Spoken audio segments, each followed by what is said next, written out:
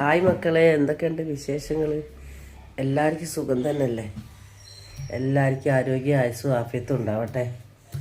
അതേപോലെ എൻ്റെ കുഞ്ഞു മക്കൾക്കും നോക്കും വേണ്ടി നിങ്ങളും ദുആ ചെയ്യണേ മക്കളെ. തീരെ വയ്യ, പെട്ടെന്ന് ഒരു പനി പോലെ വന്നതാണ്. എന്താണെന്നറിയില്ല, കൈ വേദനയും പനിയൊക്കെ ഉണ്ട്.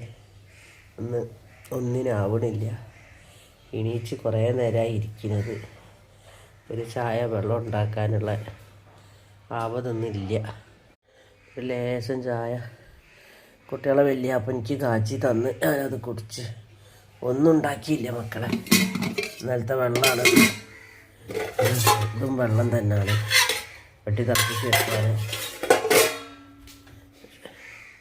ഒരു ചായയും വെള്ളവും കാര്യങ്ങളൊന്നും ഉണ്ടാക്കാനുള്ള ആവതൊന്നും വന്നിട്ടില്ല. അപ്പോൾ മൂപ്പരുണ്ട് പറയണേ ഞാൻ പോയിട്ട് എന്തെങ്കിലും വാങ്ങിക്കൊണ്ടുവരാം എന്നൊക്കെ. ഉണ്ടോ, തീരെ വയ്യ, ആവതില്ലാത്ത ഒരു വിഷമത്തിലാണിപ്പോൾ. തീരെ തടിക്കാവതില്ല.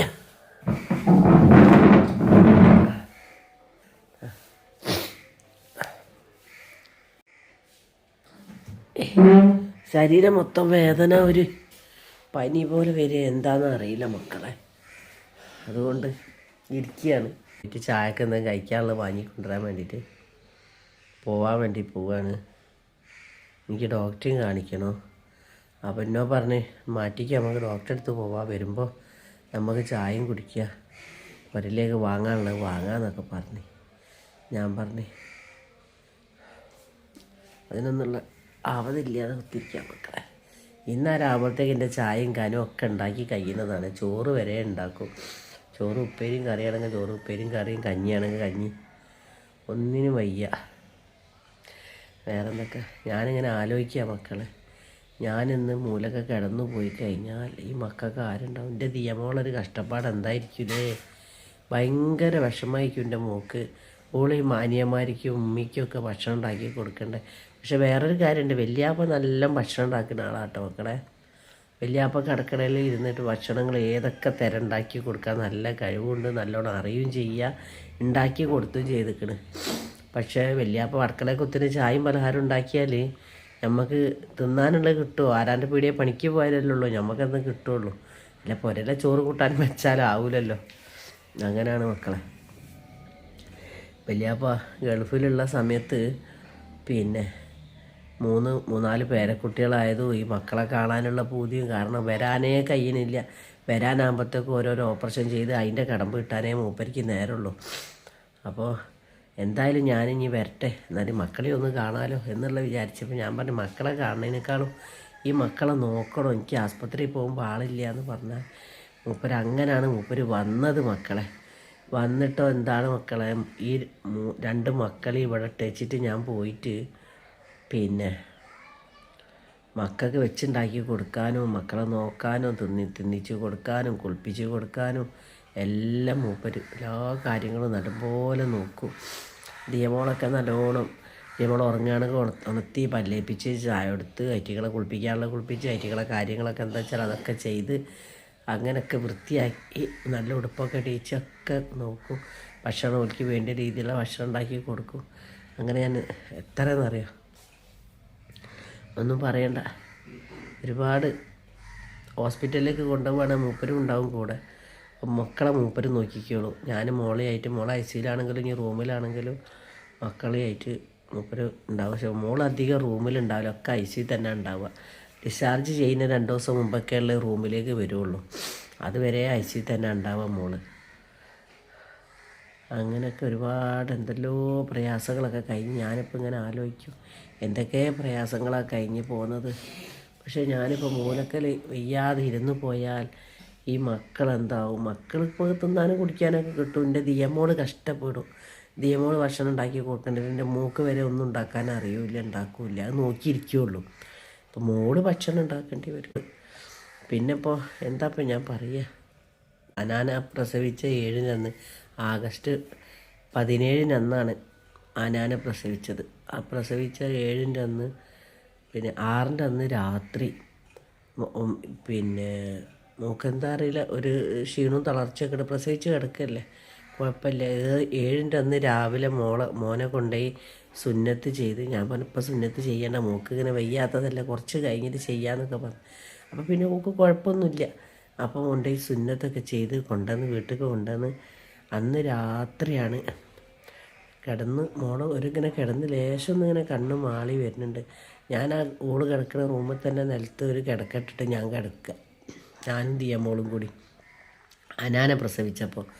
അപ്പോൾ രാത്രി എന്തോ ഒരു സൗണ്ട് പോലെ കേട്ടൊരു എന്നൊരു സൗണ്ട് കേട്ടപ്പോൾ നോക്കിയപ്പോൾ അബോധാവസ്ഥയിലായിട്ട് ഇങ്ങനെ കിടക്കുകയാണ്. തൊള്ളയിൽ കൂടെ ഇവിടെ കൂടെ പതയും നൊരയൊക്കെ വന്നിട്ട് അങ്ങനെ കയ്യും കാലൊക്കെ ഇങ്ങനെ വളഞ്ഞിട്ട് ഇങ്ങനെ കിടക്കുക. വിളിച്ചു നോക്കിയിട്ടില്ല. അപ്പോഴത്തേക്ക് അന്ന് ഇവിടെ കുട്ടികളെ വല്യാപ്പ ഇവിടെ ഉള്ള സമയമാണ്, ഗൾഫിൽ നിന്ന് വന്നൊരു സമയമാണ്. മോള് പ്രസവിക്കാനായിരിക്കും, പിന്നെ എനിക്കെല്ലാം കൂടി നോക്കാൻ കഴിയില്ല എന്ന് പറഞ്ഞപ്പോൾ വേഗം വന്നതാണ്. പിന്നെ പുരയിലാണെങ്കിൽ മരോളുണ്ട്, പിന്നെ കാര്യങ്ങളൊക്കെ നോക്കിക്കോളും. അപ്പോൾ ആസ്പത്രിയിലെ ആവശ്യങ്ങൾ കാര്യങ്ങളൊക്കെ ആയിട്ട് അപ്പം മൂപ്പര് വേഗം വന്നതാണ്. അങ്ങനെ പെട്ടെന്ന് രാത്രി തന്നെ മോൻ്റെ സുന്നത്ത് കഴിഞ്ഞ് അന്ന് രാത്രി തന്നെ മോളെയും കുട്ടീനും എല്ലാം കൂടി ആയിട്ട് നമ്മൾ എറണാകുളത്തേക്ക് പോയി ഡോക്ടറെ വിളിച്ചപ്പോൾ ഡോക്ടർ പറഞ്ഞ് പെട്ടെന്ന് ഇവിടെ എത്തിക്കണം എന്ന് പറഞ്ഞു. അങ്ങനെ പെട്ടെന്ന് അവിടേക്ക് എത്തിക്കണം എന്ന് പറഞ്ഞപ്പോൾ നമ്മൾ കാറിൽ പോവുക.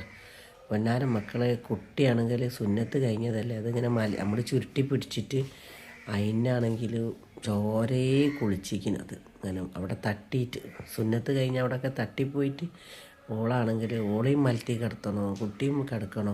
ഞാനും ഉണ്ട്, ദിയമോളും ഉണ്ട്. മൂപ്പരാണ് വണ്ടി ഓടിക്കുകയും ചെയ്യുന്നു.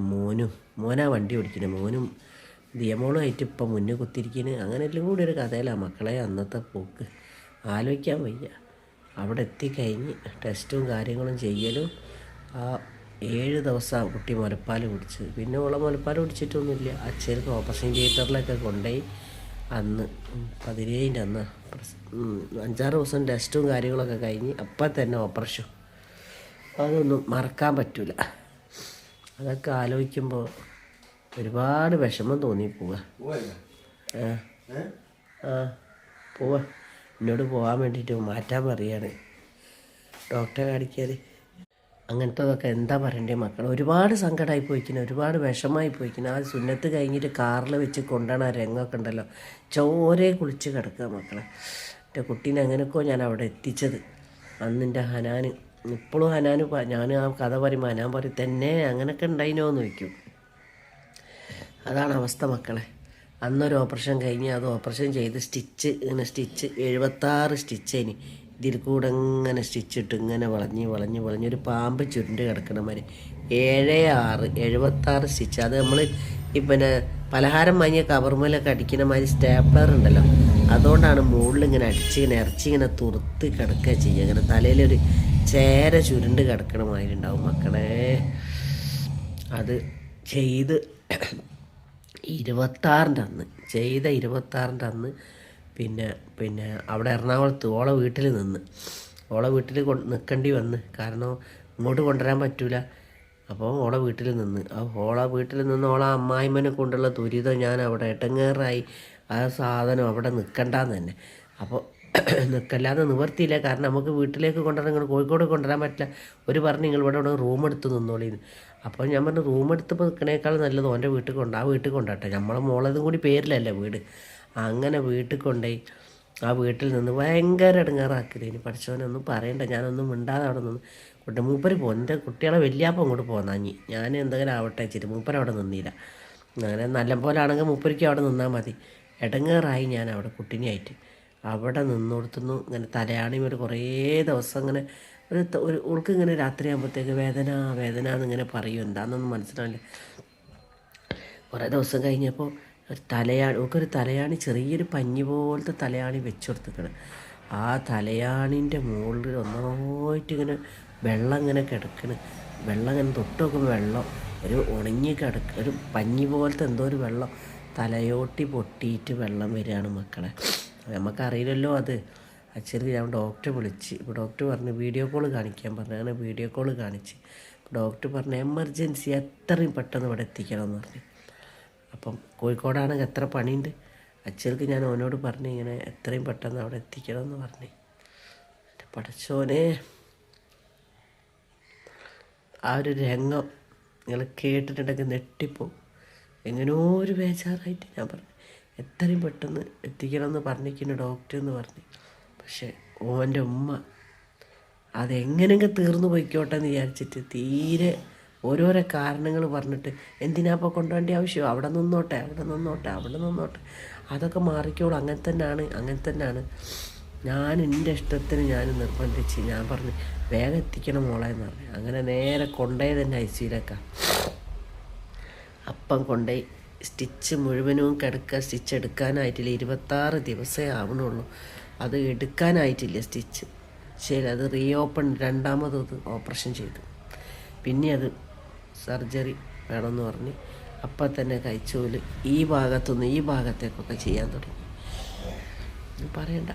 പിന്നെ അബോധാവസ്ഥ എന്ന് പറഞ്ഞാൽ പിന്നെ യാതൊരു ഇതുമില്ല. പിന്നെ നമ്മൾ അവിടെ റൂം എടുക്കേണ്ട ആവശ്യമില്ല. ഞങ്ങൾക്ക് റൂം വേണ്ടാന്ന്. ICUയിലാണ് കുട്ടി, വെൻറ്റിലേറ്ററിൽ ICUയിലാണ്. കാരണം വെൻറ്റിലേറ്ററാകും പിന്നെ ICUയിലേക്കാവും. ICUന്ന് മാറും വെൻറ്റിലേറ്റർ. പിന്നെ റൂം എടുത്തിട്ട് ആ പൈസയും കൂടി ഇട്ടാളുണ്ട്. അങ്ങനെ ഞാൻ ഒരു ICUവിൻ്റെ വാതിക്കൽ എത്ര വെച്ച് നിൽക്കാൻ എൻ്റെ മോളാണെങ്കിലും ഇവിടെ ദിയമോള് അന്ന് അംദാനില്ലല്ലോ, ദിയമോള് എന്നെ കാണാനായിട്ട് കരയണ്. അങ്ങനെ എല്ലാം കൂടി ഒരുപാട് സങ്കടത്തിലായിപ്പോയി. എന്താണ് കഴിഞ്ഞോ? ഓ ആ അപ്പം ഞാൻ മുറ്റത്താ എടുത്തോടി ഒന്ന് എടുക്കി ഒന്ന് എടുത്തേക്ക്, ഞാൻ എടുത്തോളാം. അതോ അപ്പോൾ അങ്ങനെയൊക്കെയാണ് മക്കളെ. ഞാൻ ഒന്നും പറയണ്ട. ഇപ്പം ഞാൻ ഡോക്ടറെ ഒന്ന് കാണിച്ച് പറ്റും. നിൽക്കാൻ കാര്യങ്ങൾ നോക്കി നടക്കുന്നത് ഇങ്ങനെയാണ്. എനിക്ക് തീരെ പൊടി നടക്കാൻ കഴിയില്ല. ഇങ്ങനെ നടക്കാനേ കഴിയുന്നുള്ളൂ. റാക്കൊക്കെ പിടിച്ചിട്ട് അത്രക്കും മേലും കൈയും വേദന. ഒന്ന് കാണിച്ച് വരട്ടെ. അപ്പോൾ അങ്ങനെയൊക്കെയാണ് കേട്ടോ മക്കളെ. അങ്ങനെ ഡോക്ടറെ കാണിച്ച്